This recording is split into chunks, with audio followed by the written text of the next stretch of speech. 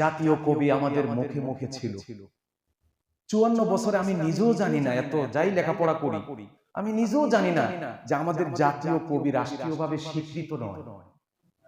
জানেন, আমরা যে ন্যাশনাল পয়েন্ট বলি কাজী নজরুল ইসলাম বিদ্রোহী কবি, তিনি মানুষের মুখে মুখে ছিলেন, রাষ্ট্রীয়ভাবে তার জাতীয় কবি হিসাবে কোনো স্বীকৃতি ছিল না। কারণ তার যে দ্রোহের কবিতা, এই কবিতা মানুষের ভিতরে দেশাত্মবোধ জাগ্রত করেছে। তিনি লিখেছেন, সত্য পথের তীর্থ পথিক, ভয় নাই নাহি ভয়, সত্য শান্তি যাদের লক্ষ্য, তাদের নাই নাই পরাজয়। অশান্তিকামী ছলনা করে জয় পায় মাঝে মাঝে, অবশেষে চিরলাঞ্ছিত হয় অপমানে আর লাজে। পথের ঊর্ধ্বে উঠে জড়ুবায়ে পথের আবর্জনা, তাই বলে ওরা জয়ী হয়েছে কেউ কবু ভাবিও না।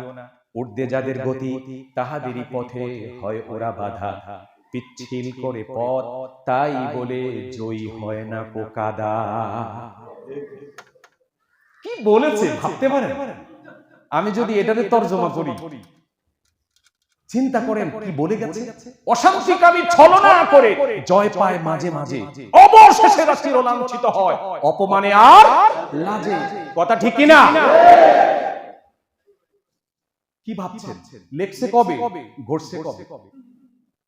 অশান্তিকামী ছলনা করে, সুন্দর সুন্দর কথা শুনিয়ে, চেতনা বিক্রি করে জয় পায় মাঝে মাঝে, সব শেষে চিরলাঞ্ছিত হয় অপমানে আর লাজে।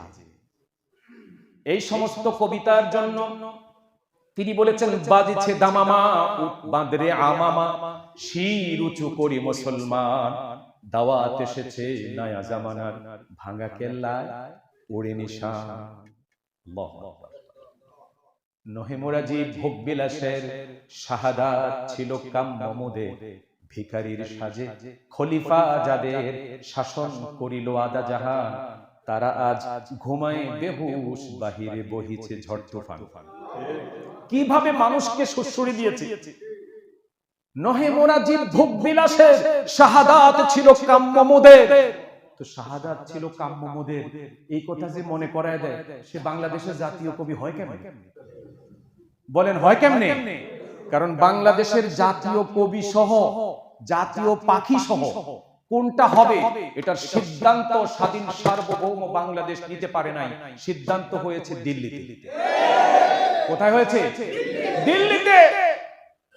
এই দিল্লি যা লিখে দিয়েছে সেটাই বাংলাদেশে পাঠ করে শোনানো হয়েছে। দিল্লি যে রায় লিখে দিয়েছে, সেই রায় আমাদের এস.কে. সিনহা পড়ে শুনিয়েছে। এটা কি আমার কথা? আপনি এস.কে. সিনহার বই দেখেন, আ ব্রোকেন ড্রিম, আ ব্রোকেন ড্রিম, ভাঙ্গা স্বপ্ন বই আসবে, সামনে আসবে, পাবেন। আমরা ইন্টারনেটে আরো আগে কয়েক পৃষ্ঠা পড়ে ফেলছি।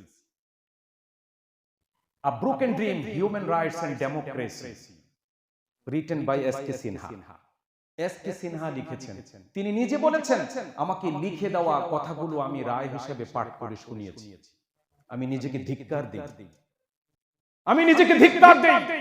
এজন্য বাংলাদেশের জাতীয় পাখি দোয়েল, এই সিদ্ধান্ত বাংলাদেশে হয় না, এটা দিল্লিতে হয়েছে।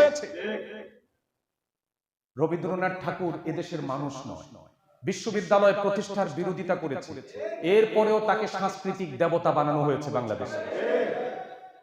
এগুলো বড় দুঃখের কথা।